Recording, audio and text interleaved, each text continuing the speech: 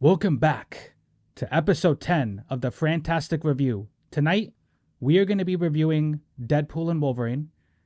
The FranTastic review, like I always say, guys, is a show that was created in memory of my friend Fran. And joining me tonight, like always, my boy. Hey, yo. How you doing? I'm doing good. I'm excited to talk about this. I'm pumped. I know Sam's pumped. I'm pumped. Like I said in the beginning, guys, we're going to be talking about Deadpool and Wolverine. If you haven't seen it, come back to this video later because we're going to be talking about a whole bunch of spoilers, bro. Like a car show, bro. But yeah. To start off, me and Sam went to see the movie on Thursday. We saw a really early showing. We ended up doing a spoiler-free review. That's like the first time I've ever done that ever.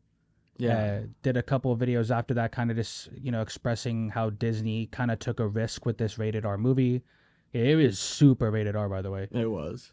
There was, before we start though, Sam, there was somebody who had told me, like, hey, I watched your guys' spoiler-free review, and you guys said this movie was for kids. I don't really agree with that. And I was like, well, I mean, obviously it's not for kids, but if you wanted to take your kid to the movie to see it, it's not like, I wouldn't say it's that big of a deal. No, it's really not. Like, if you think about it, like, okay, it's not for kids, but if your kid's into this kind of stuff, I don't think you should exclude them. They already understand the comedy they're going into. Mm-hmm. Like, I think that, how do I say this? I think that it's pivotal that we have the ability to go see what we want. Mm-hmm. And I think it's just something that there's so much violence and obscenity that it's just like, okay, that it's just funny at this point. Yeah, because it wasn't like serious, Yeah, it's not like they're going to cry and they're going to be emotionally scarred. I'd rather them see this than a scary movie.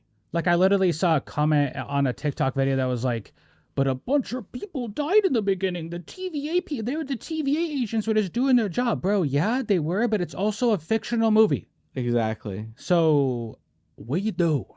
It's a fictional movie, bro. I'm going to sit there. Well, we're literally, I'm going to break the fourth wall because we're going to talk about the fourth wall a lot. I'm breaking the fourth wall right now. We're literally doing like a podcast about a fictional show. Like, we're literally taking time out of our lives to talk about a fictional movie. I know. So I'm sorry that if I laugh and make jokey jokes, but like, this isn't a serious topic. So, but the movie, the way the movie starts off, a lot of fans had questions. They're like, hey, how is Wolverine going to be in this movie? Because is it going to disrespect the movie Logan? Is it going to disrespect the way that movie ended? They answered that right off the bat by literally desecrating his grave. And his whole legacy. Like, he literally pulled his skeleton out of the ground and used it to murder 100 TVA agents. Like, and he even said, is this going to disrespect Logan? Absolutely. That was like, this is why it's genius that Deadpool does break the fourth wall, because, bro, like, we know he does that, so it's just funny. It makes hella sense for Deadpool to do that. Like, does this disrespect Logan? Absolutely. But in the grand scheme of things, it doesn't change Logan for me. That movie can end the way it does, and cool. Like, that's cemented where it is. Yeah. Like, we're never, like, for us, it's going to be really hard for anything to pass Infinity War, Mm-hmm. But, man, like, just having exciting characters and building these funny plots and just having interesting people, that's what matters. 100%, man. I was so pumped too, because when we start off with that scene and the NSYNC song is playing, that you said, that song's been stuck in my goddamn head all week, bro. I'm like, I don't want to do it. We might throw out our hips. We're getting old, bro, so chill. But I mean, it's cool when movies like that make you realize how fire songs like that are. Because I've always heard that song. I've always known about that song. But now because of Deadpool, bro, like, you know what I mean? It single-handedly is going to revive NSYNC's career. That, and I'm not afraid to bump it in front of the boys now. Like No, I'll not at I'll all. play it in front of you guys and feel comfortable. Like I don't have to feel like insecure. Like, hey, you guys want to listen to some NSYNC, bro? Like yeah, put it on, dude. But only the one song. Yeah, anything else is you know what it is, bro. Like, but yeah, I appreciated the fourth wall breaking. I appreciated the fact that and this movie does that a lot, and we'll get to that in a little bit. One of the ones I'm gonna skip to though, Sam, because it kind of does have to do with breaking the fourth wall. Another thing fans have always complained about is that Wolverine isn't as short as he is in the comics. And they'll bring Yes. that up. They'll bring up the fact that, hey, Wolverine isn't short like the comic books. Why aren't you guys doing a comic book accurate Wolverine? And they do that in the movie. When he goes to the bar, Hugh Jackman's Wolverine gets off the stool, and it's not the same Wolverine that we've grown accustomed to. He was talking to a bunch of variants. But one of them is like a really short Wolverine. He goes, "Oh, look at you, comic book accurate short Wolverine." Like he's basically clowning him, right? And we get to see how ridiculous a short Wolverine would look like in a movie. I thought that was funny, man. The dude, that whole.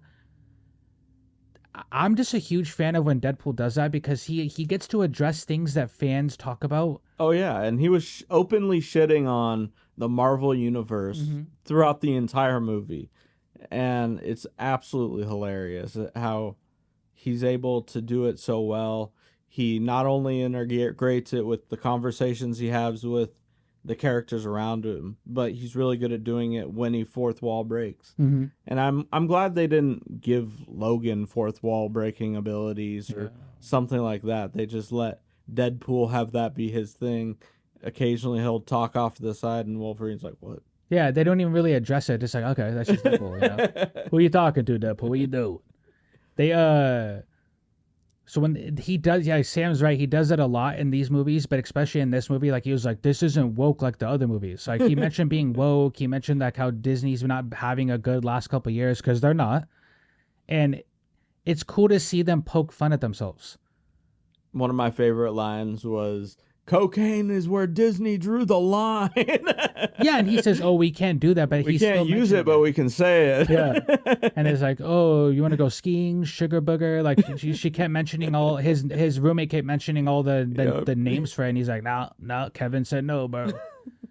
Like it's cool it's cool not like if there's rules in these movies, like, hey, you guys can't say that. Okay, we're not going to, or we're not going to do it, but we're going to make fun of the fact that you told us we can't do it. Which plays into the whole rated R part, because if this movie was PG-13, he could have made fun of that. Hey, we could have had a rated R Deadpool 3, but Kevin said no.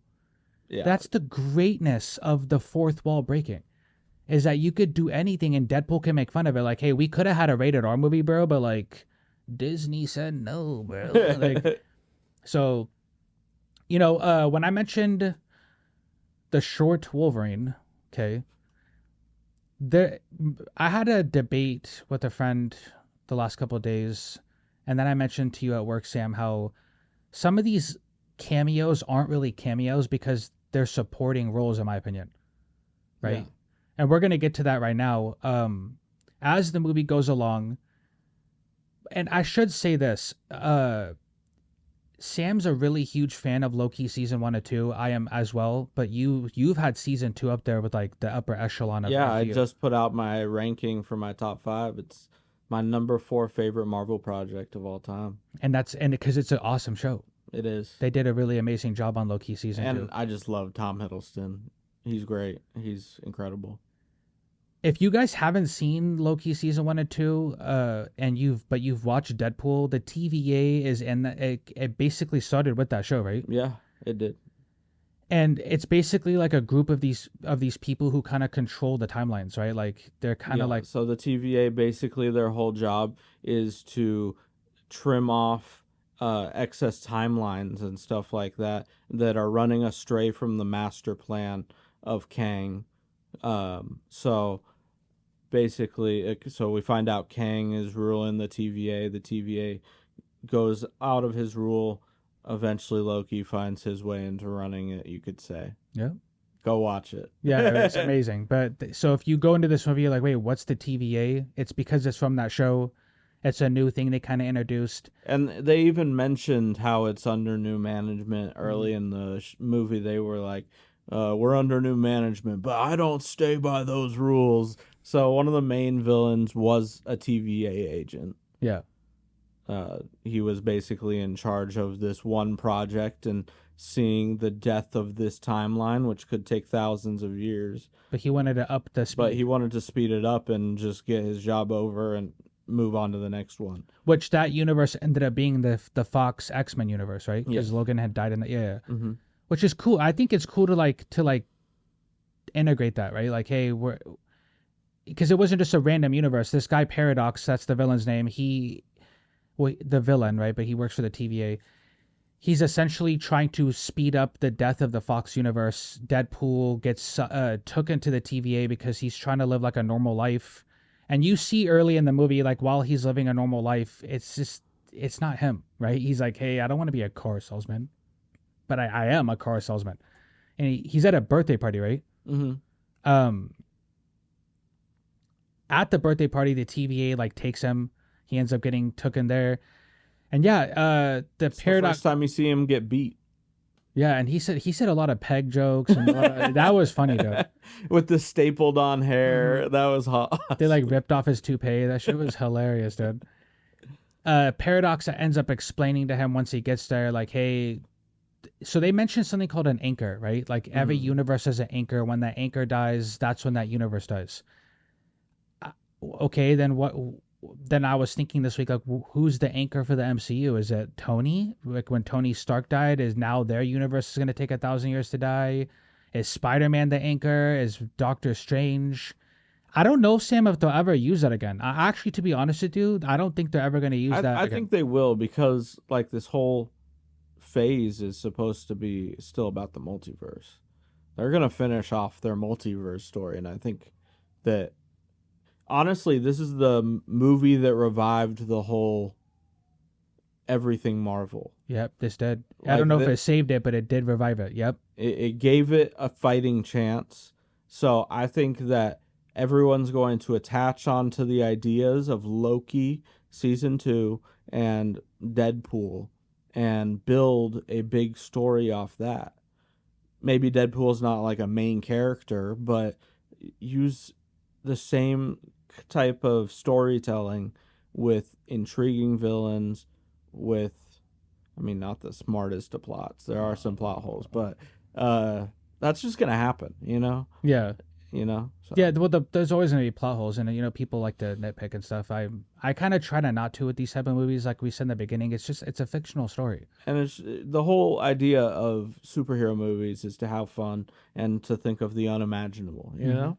And it's like I'm just trying to be entertained. Like, yeah, I get really nitpicky with Star Wars because I'm like a huge fan of Star Wars, but with Marvel and DC, like if they want to try something different, I'm not opposed to it, right? Like like if it's like super different and like complete, and we can get to that in another episode because with DC, like there's some things that they've been doing where I'm like,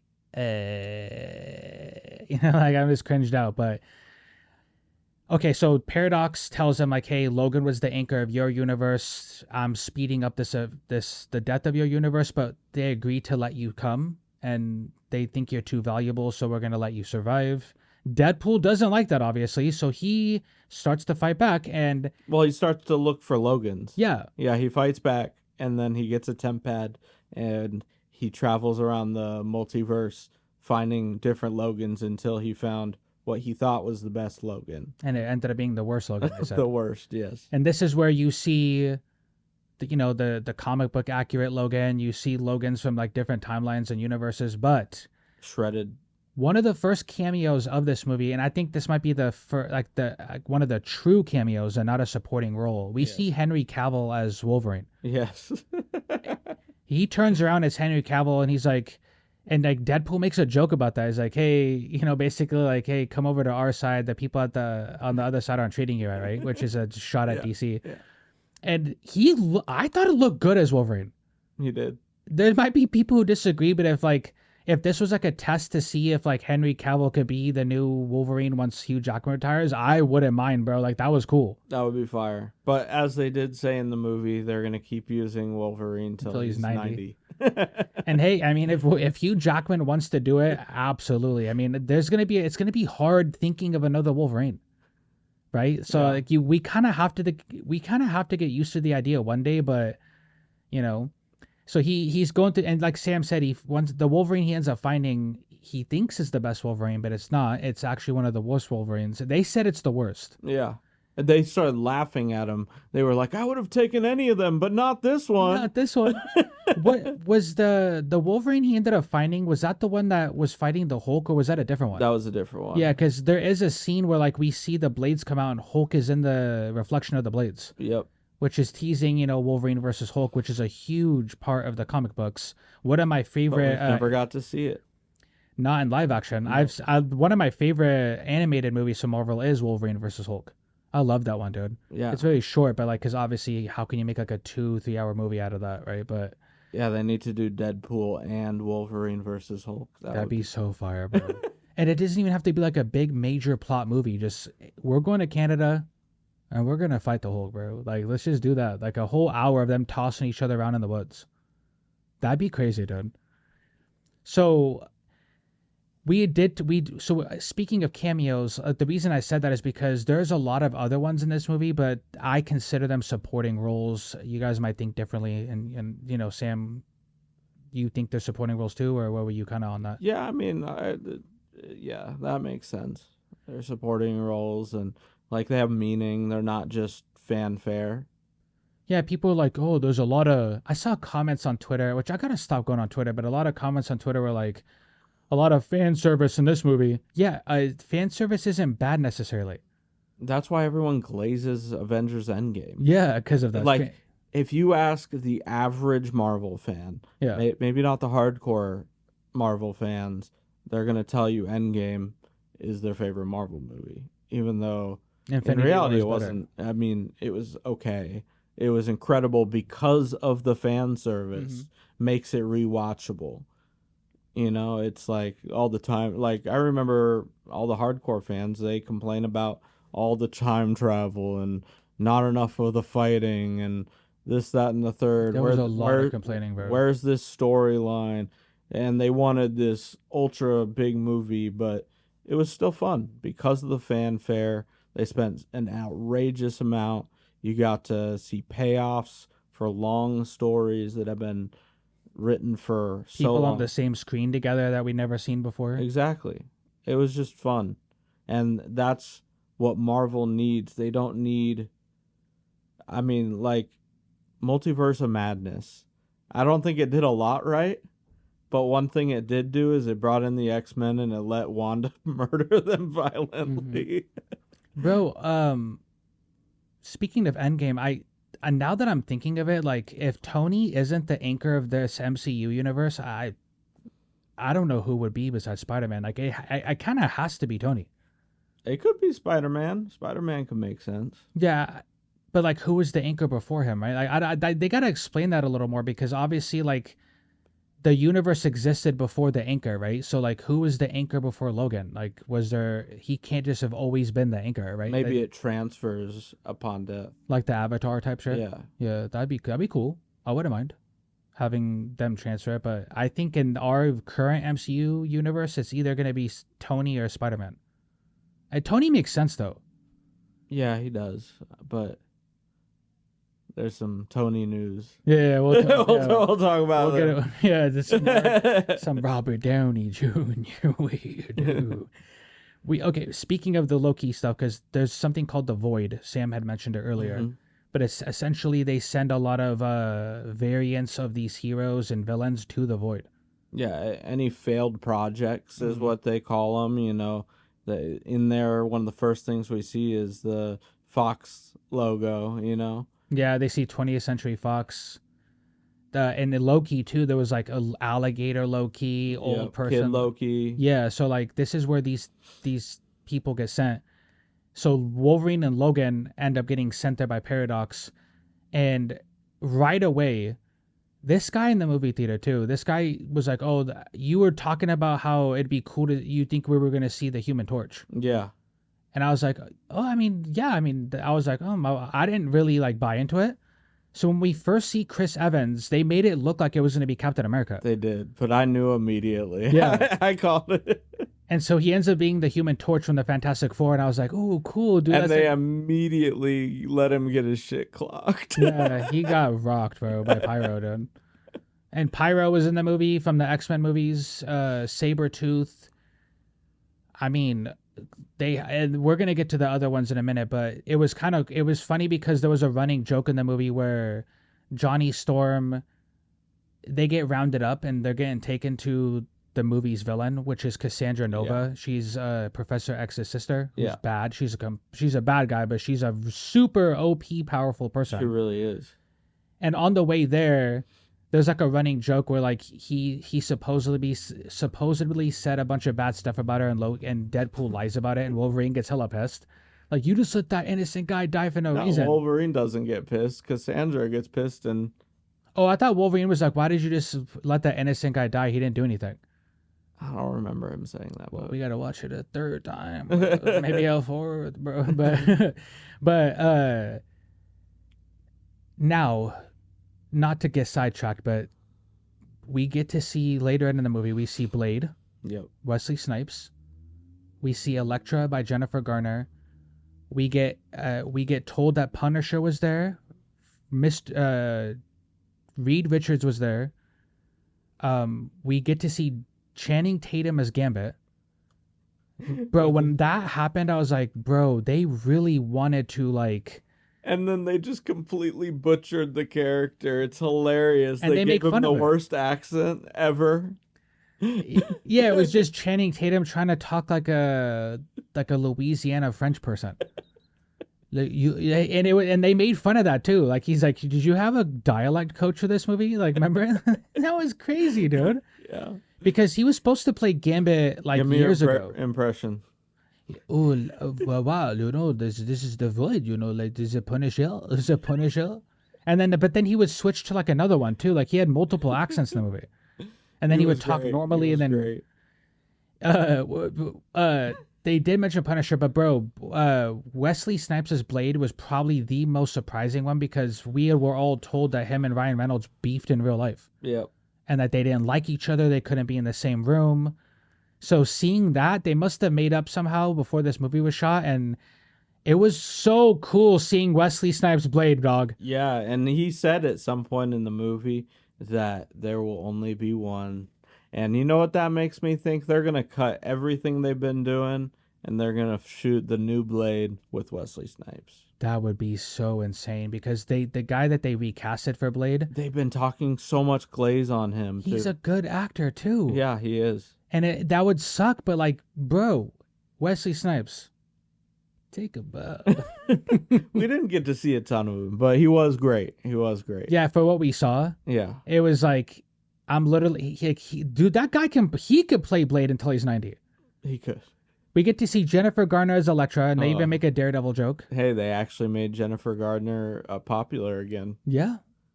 Yeah, it was cool seeing it. Bro, like, out of all the Fox characters they could have used, I wouldn't have thought they were going to use Elektra. No, she was like their worst. We could have got Ben Affleck in there as Daredevil.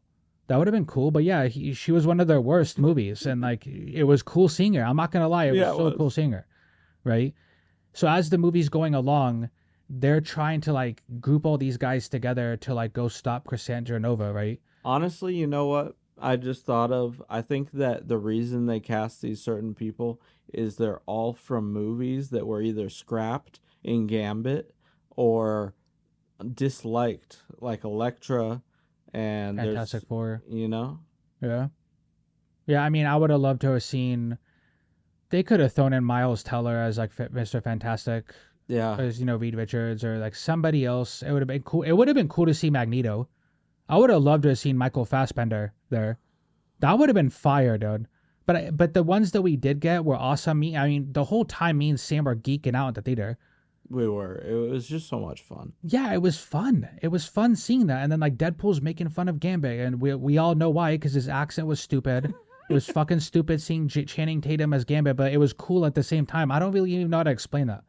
It was cool. And we saw, what's his name? Juggernaut? Yep. I don't think it was played by the same actor, but Juggernaut was there. He was just chilling. Yeah, and he was working for the villain. And Ant-Man's whole entire body was like their base. Yeah. His helmet would open up. It wasn't Ant-Man. It's Big Man. Yeah.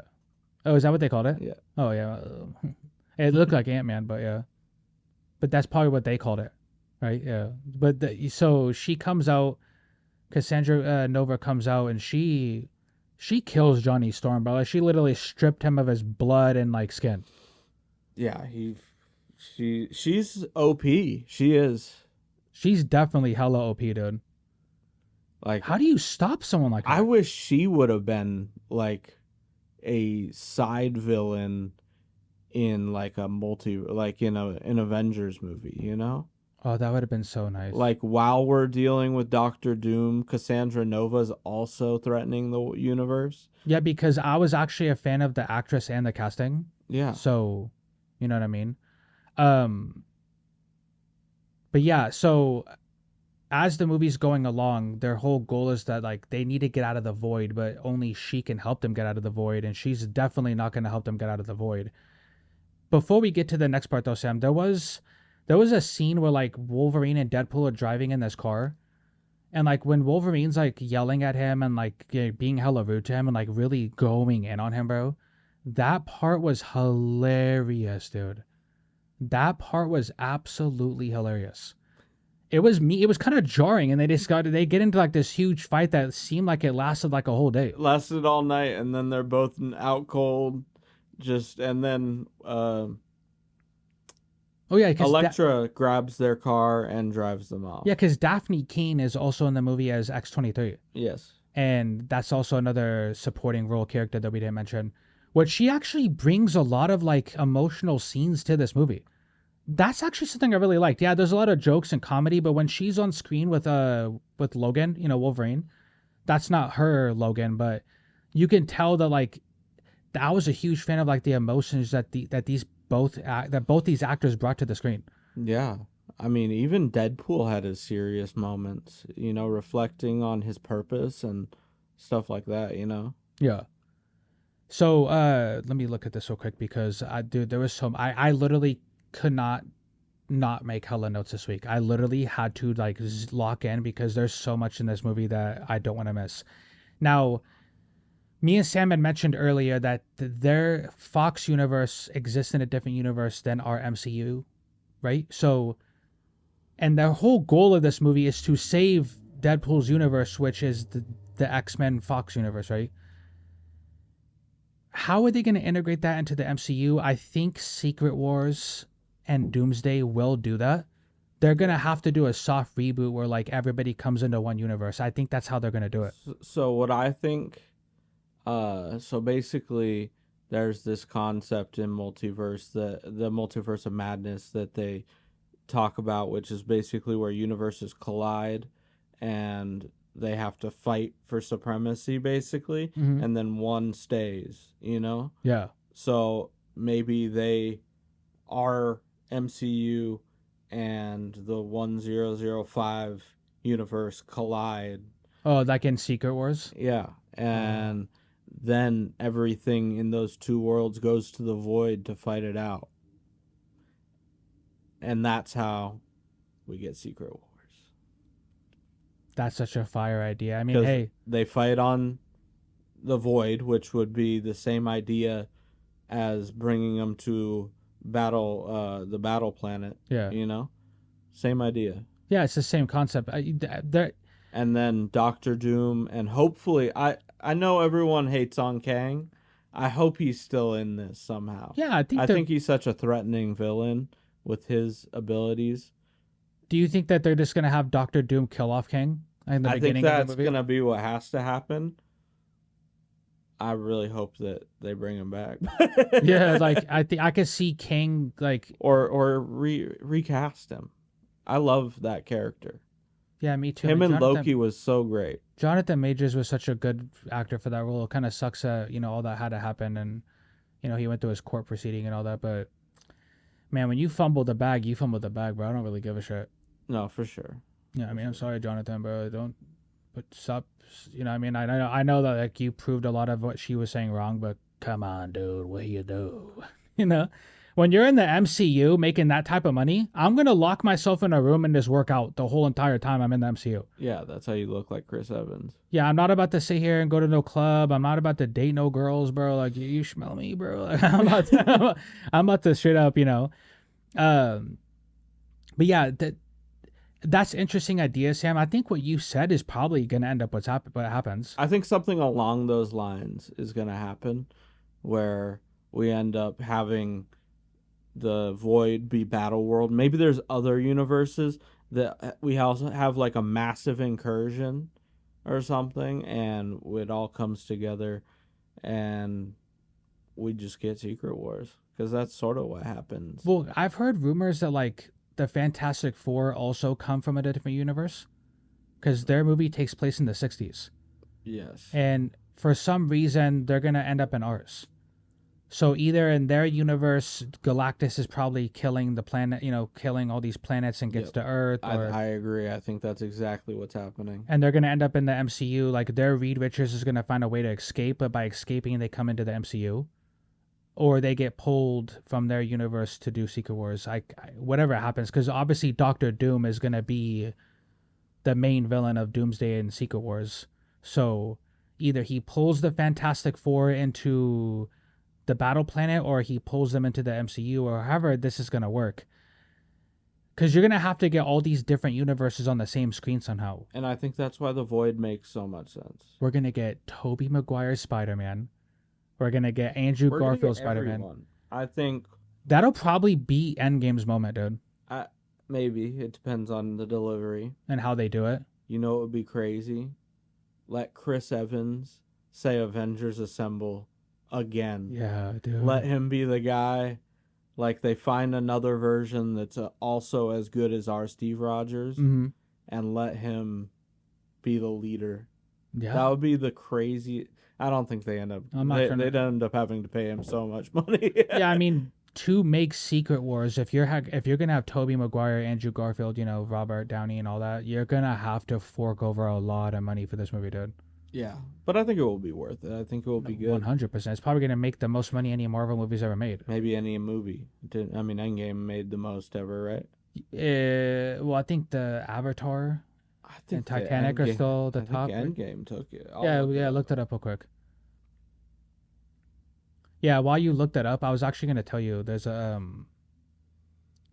the cold is by your foot, Sim. So just be careful. Oh yeah. But yeah, so wow. I'm actually interested now because now that you said the Endgame thing, is it Endgame? No, it's Avatar. Okay, but like, where is Endgame when it comes to that? Second. Okay. So it's 22.9 billion in the box office to 2.8. So do you think Secret Wars is hitting that? Yeah. You think they're getting 2 or 1? I don't think they're gonna be 1. I'm sorry, man. I think they could, bro. If they do it right, if they bring in Deadpool and they bring in Tobey Maguire, all that.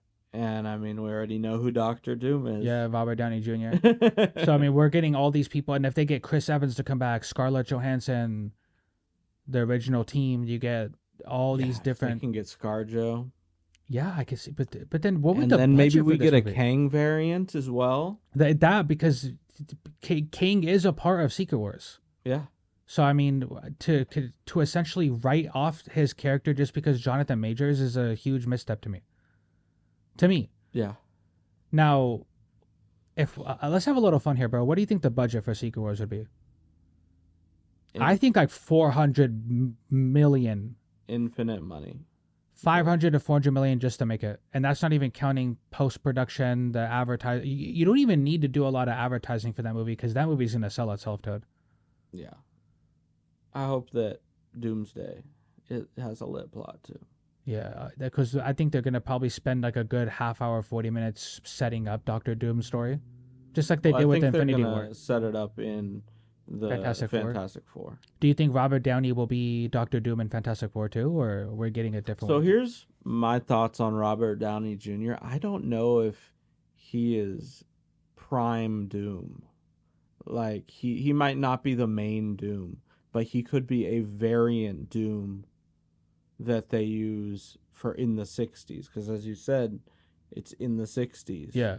So do you think it's going to be a Tony Stark variant who becomes Doctor Doom, or is it literally going to be Victor Von Doom? I think it's going to be a Tony Stark Doctor Doom cameo. Yeah, bro, because it makes the most sense for this MCU universe. And then that way we can still bring in another Doctor Doom, a Doom Prime, and have him kill off Tony again or something like that crazy. Yeah, because the main Doctor Doom doesn't even have to be Robert Downey Jr. Right. Like a lot of people are understanding that, like the way the comic books are set up, like it, or even at the fact that I read that there was a comic book where like Doctor Doom was able to like transfer himself into different people's bodies. Yes.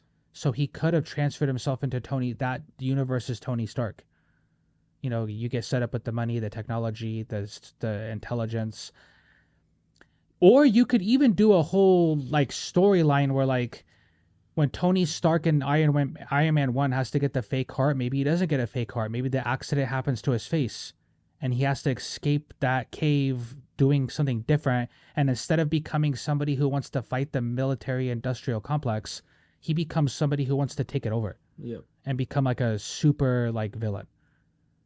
I mean, but that's not Doctor Doom's original plan. No, obviously, no. Because in the comic books, he's from Latveria. Latveria goes starving, and his planet dies off, and he wants to find love. Yep. And I understand. I did a video about this recently this week. I completely understand why you guys would be upset if you're like really big Doctor Doom fans. I actually have a pop figure of him over there. I'll show you after we're done shooting. It's the white one too, the white Doctor Doom. I can understand, guys, why you'd be upset that they're not going with the comic book adaptation of like his original story. I get it. But for this MCU phase, for everything they've done so far, having it be, if they do end up going the Tony Stark variant route, I'm not going to be mad. I'll watch it and I'll see for myself if I like it or not, you know? But I could see why you guys would be upset. Like, I'm not sitting here saying like, oh, no, you have no reason to. But with the Russo brothers directing that Doomsday Avengers movie, the Russo brothers have a good track record with Marvel, so yeah, they've killed all the Avengers movies, and I could see it being a really great movie. I was really excited when Robert Downey Jr. walked out on stage, took off the mask, and did this. Oh yeah, I mean, if I'm at Hall H, the cheer was wild, bro. They went crazy, bro. Yeah. So when you go on Twitter and you see people getting hella mad and like upset, I don't know if I'm getting mad or upset. I think it's just the critics. There's certain people in our world that I refuse to listen to because all they do is whine. Big whiners, dude. Yeah. I'm excited, man. Like you mentioned earlier, right? Because going back to Deadpool, you had mentioned earlier that this is a movie about fun. It's fun. Obviously there's a lot of violence, gore, and like obscenities in this movie, but it's entertaining and fun. I'm not about to sit here and nitpick a superhero movie. I'm sorry. Yeah, it's kind of goofy at the end of the day to overly nitpick something as long as you're having a good time watching it. It doesn't have to be super serious. It doesn't have to be overly funny. You have to find that middle ground, which is what I think Loki did. It's what Deadpool and Wolverine did. It's what Thor Ragnarok did. It's what Avengers Infinity War did. They made it fun. They made it have really high stakes, great characters, a great story idea and plot. I mean, obviously, all of those movies had little plot holes here and there that you could nitpick at, but it was fun. Yeah, especially when we got to see all the other Deadpools. Oh yeah, the Deadpool core, that was crazy. Like the long-haired Deadpool. I think he was like the Nice Pool. Nice Pool was hilarious. His dog was like dog. The oh my god, so cute. So that's a real dog actually, and it won World's Ugliest Dog. Oh, which is so why cute, Ryan dude. Reynolds got it on there. Yeah, that sucks. He's so cute though, dude. You know what I mean? Like that dog was such a good part of the movie. Like he was like the running joke, like that's my dog now. You know, we got one of the Deagles and the dog. Mm-hmm. We got Lady Deadpool. We got Kid Deadpool. That whole scene at the end too, like when they're like, they just murdered all of them. Yeah, but then we forget that they can regenerate. Yeah. And the only one who couldn't regenerate was Nice Pool. Yep. Like that was hilarious, bro. He used them as a shield and shit. So Paradox in the movie is working on this machine that's going to basically get rid of their universe quicker than they 1,000 years, and he's close to completing it. But then Cassandra Nova is interested in that machine because she figured out that he double crossed her. Yep. Right. And she basically wants to take that machine and use it to destroy all the universes that she can and send them to the void so she can have a large group of people that she commands. Yeah, and like that was interesting because again, how do you stop someone like her? You can't really do that. They put Juggernaut's helmet over her head and they were close to stopping her, but Wolverine ends up making a deal with her, like, hey, if you can get us out of the void, I'll take the helmet off. Yep. You know what I mean? How unprofessional. Nah, somebody was calling me. Jesus Christ, man. Who's calling All me, good. man? Okay. But yeah, no, so yeah, he ends up doing the he's close to completing this machine. She ends up seeing it. She actually gets her hands in there towards the end of the movie because, like, while Wolverine and Deadpool are fighting the other Deadpools, and how she got them back. Right, Sam, correct me if I'm wrong, but how she gets them out of the void is with Doctor Strange's ring. The sling ring, Yeah, the sling ring. Yeah. So now this is the emotional part I was talking about because yes, there is a lot of comedy in this movie, but like towards the end, when they're like, "Hey, one of you guys has to die if we're gonna stop her." Yep. I was like, oh, obviously it's gonna be Wolverine, right? Like, and then like, and then Deadpool tricks him and like locks him out the thing, so he goes and does it. But it ends up being both of them that has to do it. Yeah. And they don't die. And then what's his face ends up talking a bunch of shit, and then then they show up and they're regenerated. Yeah, remember Peter too, his psychic? Yeah. And that's how they get all the Deadpools to leave him alone because they're like so excited that he showed up. Yep. That was hilarious, dude. It's like every Spider-Man has a Ned. Yeah, every Spider-Man has a Ned. So for Deadpool, it was Peter. This like kind of like chubbier white guy who was just kind of nerdy. Yeah, and he was dressed up as Deadpool, and it was so funny. When they defeat Cassandra, though, I was thinking to myself, I really hope that they bring back this actress to play another variant of Cassandra Nova. Yeah, I didn't mind that. So OP, bro. And like, you know, because Logan has to convince her, like, hey, your brother wouldn't want me to kill you. Your brother would have like done anything for you if he knew about you. And you could tell she was kind of like butthurt about their relationship in a way. Well, I believe that in the comics, her story is when they were in the womb, Charles sensed how powerful she was and sent her to the void. Maybe not the void, but like basically like how to stop her. Yeah. So like Wolverine kind of low-key lied to her a little bit then. Yeah, if you're going off the comic books. Yeah. Yeah, which I kind of feel like Professor X kind of strikes me as somebody who would do that. Actually, now that you say that, I do remember that. I have an encyclopedia of Marvel, and I remember reading that where he was in the womb with his sister, and he realized like how powerful she was, and so yeah, I do remember that. Yep. So yeah, once we get towards the end, she ends. Obviously Cassandra ends up dying. I really hope you guys bring her back for future movies, because yeah, hats off to you. Because that truly, I mean, in the X-Men universe, there's Apocalypse, there's obviously Mr. Sinister, Magneto's going to be a villain, we got Cassandra, but she could be a really huge threat in the future X-Men movies if you guys wanted to bring her back, and it makes kind of sense because we've seen her already, right? So, they do a fight scene too where right after X-23 talks to Logan, essentially they go back to Ant-Man's body, and they have a fight scene with Cassandra's people and them, and there's Blade, Elektra, Gambit. Wolverine hops out of the trunk because he wasn't there at first. We didn't think he was gonna be there first. Yeah, he was rage quitting. He was sad boy Wolverine. And it's like, hey, if this is the last time we're ever gonna see Blade and Elektra and Gambit and all that, like, hey, this is cool. It was cool seeing them fight. You know, I didn't think they survived, right? They made Gambit's powers at least somewhat useful. Because I forgot what that thing was called, but when Cassandra was trying to feed them to that cloud, I forgot the name of it. Alioth, yeah. My bad.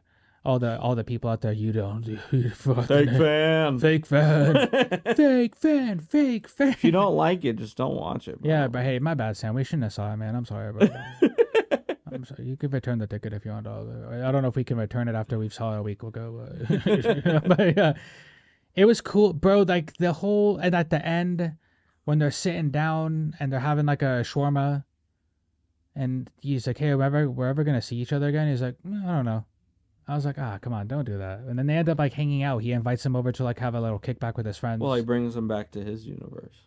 because we literally saw Wolverine finally put on the mask in this movie. Oh yeah, that was sick. To see him, and he even says throughout the whole movie, he makes fun of the yellow and blue suit. Yep. He's like, "This looked really stupid. I didn't like it, but I was doing it for my fallen X-Men partners. Yep. I'm doing it for them." And like, that's another way you can get around the fact that there's gonna be fans. This looks dumb. Why is he wearing that? But it's like in the movie, he's explaining it like, "Hey, I'm doing it for them." So I liked that. I enjoyed it, dude. Uh, at the end, you see that obviously, I forgot the lady at the TVA's name. She's like the kind of the chubbier black chick. P15. Yeah. Fake fan, fake fan. He asked her if she can bring anybody. Deadpool says, "Hey, can you bring anybody back that was from that world? That was stuck in the void." It looks like she brought back X-23. Yep. So X-23 is at the end with Logan and all that, and that the ending was good too, man. There's a part at the credits where they play that Green Day song, and they start showing like stuff from all the Fox movies, like all the Fox movies from X-Men, Fantastic Four. Yep. We got Daredevil, Punisher, Blade. They were just showing stuff from Outcuts and stuff. It was kind of sad. It was. It was like because Ryan Reynolds had tweeted that it was like their farewell to the Fox universe. Exactly. And it felt like it, man. It felt like for people me and your age, especially because I was a kid when those movies came out. So I got to grow up with like Fantastic Four, X-Men, and like those movies. It did feel like a send off. It did. For a series that I don't. Oh, sorry, hit the head, mic. For a series like the X-Men, I always thought were not the greatest. Those movies, not really, no. But they were good. This still felt like a huge send off, and it felt special. They made it feel really special. It was cool seeing that. Yep. Then the end credit scene was where he got Johnny Storm to. So I don't know if you know this, but I don't know if you remember. But one of the things they show in that little cage with them is a 3-eyed lens, and I don't know if you know what that is. I don't. Fake fan, fake fan, fake fan. But yeah, go ahead. So, did you watch She-Hulk? I'm gonna have to. I have to answer this obviously because you're asking. Yeah. But I don't even want to humor it. But no, I didn't watch She-Hulk. Okay. You watched She-Hulk? Yeah. I watched every. You watched it for me and you, so I've watched every single Marvel Yeah. project. Suffered through it. But at the end, one of the craziest plot twists, because she can also break the fourth wall. So she ends up literally breaking the fourth wall and going into the studio and meeting an entity in another world or another universe named Kevin. And it is a camera, and it's like an AI basically. And the way they framed this character is he was the writer of everything. He was Is it like Kevin Feige? Yeah, it's that's Kevin. hilarious, dude. Yeah, they had an abbreviation for what that stood for, and it was cringy and way OP. But I'm 99% sure that was Kevin. Oh, and Wolverine, Deadpool, and Johnny Storm were trapped in that. Yeah, they showed like a little camera in the corner, a 3-lens camera. Oh, and that was Kevin watching them. I think that was Kevin. And a lot of people said when they saw that they think that means what Deadpool was showing us was edited. So maybe Chris Evans didn't actually say that. And Kevin edited it to make Johnny Storm say all that stuff about Cassandra. Yeah. Even then, that's funny. Even if it's edited. Right? Like, people would probably take it serious. Like, he died for nothing. It's for, yes, if Kevin edited that to make Johnny Storm look bad, yeah, dude, that's hilarious, dude. It was. And him actually getting to just let loose after being Captain America. Like, the first thing I thought of was, what would Tony say? He'd be like, the language cap. Yeah, it was cool, man. Like, I just, if not the fact that it was like a farewell to those Fox characters that we're getting ourselves into the MCU now, We're on the right track. I said this earlier in the week. It doesn't absolve the fact that the last 5-6 years have been shit from you guys. No offense, sorry. Except for Loki. Loki and that one with the raccoon. Oh yeah, Guardians of the Galaxy 3. Galaxy. Yeah, that was awesome. So not everything Disney has put out has been shit, but like obviously there's a problem, right? So we're on the right track now. I do love the casting of Robert Downey Jr. There's a lot of people who don't. Go online, right? Look for yourself. There's so a lot of weird. people We all love him. Why would you not want him to be in this movie? because like there was a lot of rumors, bro, that Cillian Murphy, or how do you say his name? Cillian Murphy was gonna be Doctor Doom. I said Cillian. And he still might be. That's what I was saying. He could.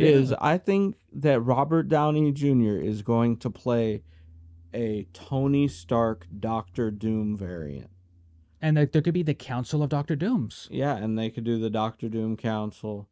Yeah. And like they just did the King I was Council. like, Cillian, bro. That's embarrassing on my end, though. You ever watch Cillian Hayes play for the Pistons? But it's chill. Oh my god, I'm excited for the future of Marvel, man. Like, hey, you guys, you roped me back in. You brought me right back in, dude, right? I was almost done, because I'm almost fucking done with Star Wars, right? I'm almost done with Star Wars. I'm this fucking close, bro. This close.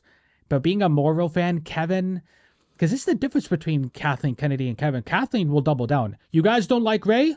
Rey movie. Rey movie. Oh, you don't like this? More sequel stuff. More sequel stuff. But Kevin will like, hey, this isn't really working. Let's kind of... He rewrote the whole phase. Yeah, and because the movie was supposed to be King Dynasty. Yeah. And not only did he do that, he's been rewriting Blade multiple times. Yeah, and now it sounds like Wesley Snipes is about to get a job. So, like, at some point, Kevin is like, hey, we can't go from like $1 billion industry where like with the biggest IPs in the world to what people are saying about us online. We can't have that. You guys had fun, right? You had your little phase with She-Hulk and WandaVision and Hey, Hawkeye. Don't shit on WandaVision. It's goated. I'm just saying, they had the little phase where all these fans are like, all the TV shows. Woke. All the TV shows. It was COVID. I think COVID, and then obviously the delay on Deadpool and so many other projects was that giant writers' strike we had, which is why we're not going to get Stranger Things till next year, which is crazy. Until Millie Bobby Brown is 40.